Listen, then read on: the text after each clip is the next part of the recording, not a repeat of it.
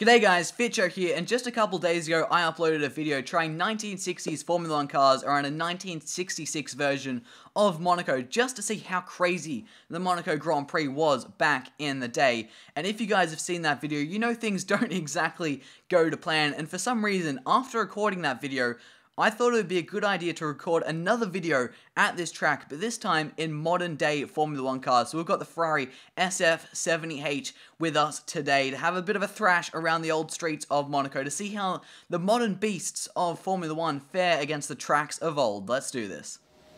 Here we are on the grid of 1966 Monaco in our 2017 Ferrari.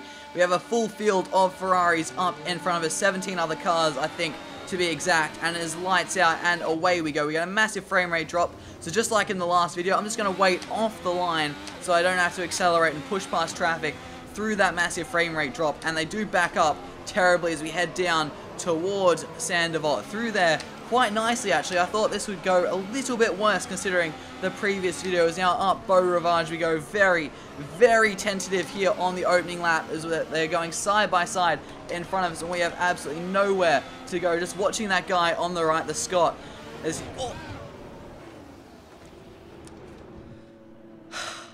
when I was saying I was watching the Scot as he was sort of wall riding through Massenet, I expected that to happen. It would clip the wall and the car would just jut out, just fly out from the wall on the outside of Massenet. So that's why I was saying I was watching him, but it's happened on the other side of the track coming out of Casino. Right, we are away for attempt number 2. Can we go up the inside? No, we've ended up in the pit lane. That's one thing about this track, is back in the day there was no wall separating the pit lane and the racetrack. And when you think about that now, it's just absolutely bonkers that it was like that. But we have gotten through the first corner as we head up Beau Rivage side by side, and everyone's just stopped in front of us and I've got nowhere to go. Right, we are underway for attempt number 3. It's been a fairly decent start. We've ended up actually out on the outside of Sandoval. We are first through the first corner cleanly, I should say, as I am having to really focus as we head up Beau Rivage, as they are very, very slow, the AI, and a bit all over the place, and they could just crash at any second as we now head into Casino Square. We've got a car up our inside. Someone has come unstuck and gotten out into the wall, is now into Mirabeau. There you go. I slightly missed the apex, but oh no, they haven't got round the hairpin. They haven't got round the hairpin. There's nowhere for me to go. The track is blocked at the hairpin. This is ridiculous.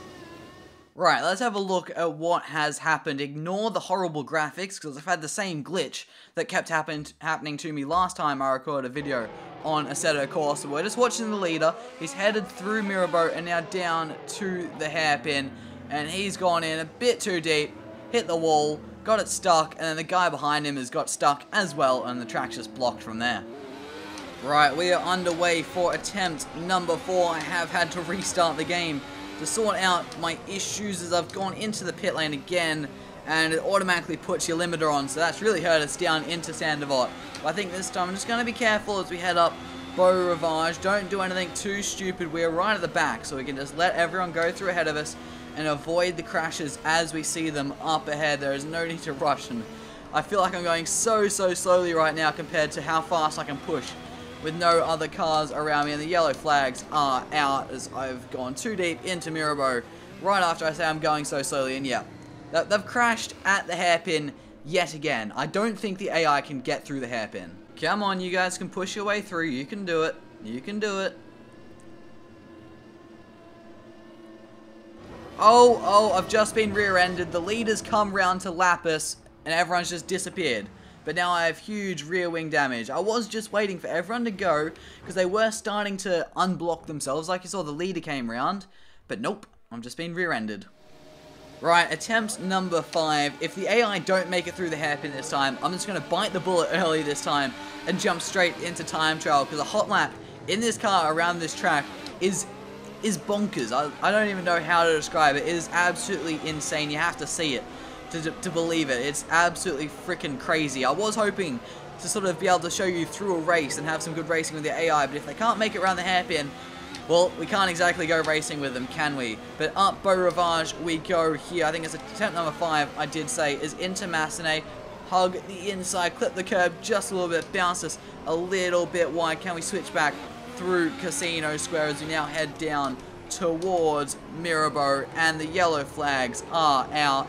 Don't tell me the track is blocked at the hairpin, and sure enough it is, and that's one way to overtake someone, I guess, just tunnel straight under them.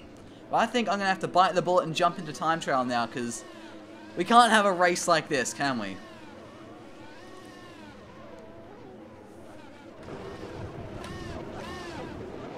And there we go, I've been rear-ended by the leader yet again. Right, here we are in practice at Monaco 1966 in a modern day Formula 1 beast. We're just leaving the pits now to get our laps underway. This first lap is going to be fairly tame as we get the car up to temperature, but fairly tame around this place is still absolutely insane as we head up Beau Rivage to Massenet, down to third gear, just ease it in, keep it to the left, we flick it back to Casino. This is still fairly slow right now, I have not upped it just yet. It's down to Mirabeau, try to use a little bit of the curb, it's a tricky corner that, especially slowing the car down for, and then the hairpin, this is where the AI could not make it around. You can just see how close I am to hitting the hay bales. Of course, 1966, no Armco barriers, none of that stuff we have nowadays. Hay bales lining the track, which is absolutely insane. As now through Portier, up to the tunnel we go, and this is where things get absolutely insane. The port side chicane, we're just going to flick it down 2 gears, easy in 5th. That corner can be flat out if you get the line just right. As now up the bump, 2 to back we go through there quite nicely. No swimming pool section back in the day, just straight down to a hairpin. No Rascass or Anthony knows, just this hairpin, which again we do struggle with quite a bit. We open the steering up now, onto the pit straight, flat out, down the straight, up through the gears to start a flying lap of Monaco, down to 4th for Sandoval, and just send it in. Such a fast corner back in the day. Is now up Beau Rivage we go, try to hold on to the car as we get up to the top of the hill. A little bit of understeer, we can pull it back nicely to open up Casino Square. So tentative on the power over all the bumps, which is still there somewhat at Monaco nowadays. Through Mirabeau we go, down to the hairpin again. We're going to really struggle to get through there, but we just about do it now, down to the second Mirabeau corner and to Portier under the old bridge. A bit too much curve there. As now get onto the power, open the car up, and up to the tunnel we go. Of course, a much shorter tunnel back in the day. And now hold your breath. Can I do this flat? Can I do this flat? This should be flat. I've turned in too early, and I'm going through the people. I'm driving through people. Oh my god, where can I actually go? Can I get all the way back up to Sandoval? Not quite. That is flat, but I turned in a little bit too early. It's a very interesting line you have to take through there to actually get it flat out, but it is possible. I'm going to prove it to you guys that you can take that corner flat out. Right, here we go, up through the tunnel now, and coming down to the port front chicane. This is flat out, it's flat out, it's flat! Not quite. Oh, I'm into the harbour. It's never good when you end up in the harbour at Monaco. I was so close to getting it flat, but just a little bit too wide on the exit.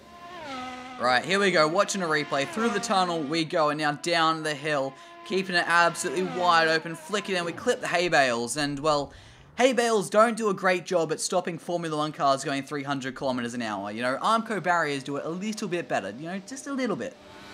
Right, here we go, through the tunnel. Last time I was so close to getting it flat out. This time we're going to do it.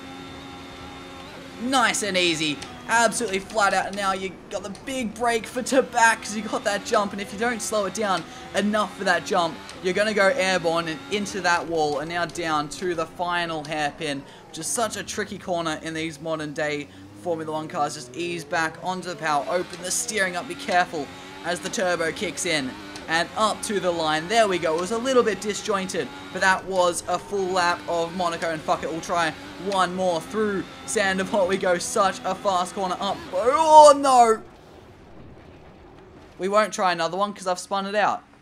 Up Beau Rivage is so tricky because, you know nowadays the walls go in and out, the road's not dead straight up there, and back in the day, as you can see, there's so many bumps there, and you got those curbs there. If you just clip, the car is gone, and it's gone in a big way. Here we go, let's have a look at that back, down to the port side chicane, absolutely flat out, not even a little bit of a lift, and then you got the massive brake to back, and even then I broke that much. You could still see the car get a little bit airborne going over that little jump, and it's just insane looking at what the track used to be like compared to what we have now, and looking at 1960s Formula 1 with sort of modern day safety standard eyes. It just blows your mind how insane things were back in the day, and they actually went racing around this track, and not even in these cars. They were back in cars that were so much more dangerous. Deaths were common back in the day, and it's just insane to look back at nowadays with sort of our perspective on safety and Formula 1 in modern times, to look back at what it was back then. It's just absolutely crazy, but I hope you guys have enjoyed today's video. If you did, make sure you do leave a like on the video. If you guys are new to the channel, make sure you do subscribe for much more Formula 1 related content, if it's on F1 2017 or 2018, which is coming out soon, or doing stuff like this on my Assetto course where we sort of go with time warps or trying different tracks. Lots of different stuff to come on the channel, Formula 1 related. Thank you guys so much for watching, and I'll see you all next time.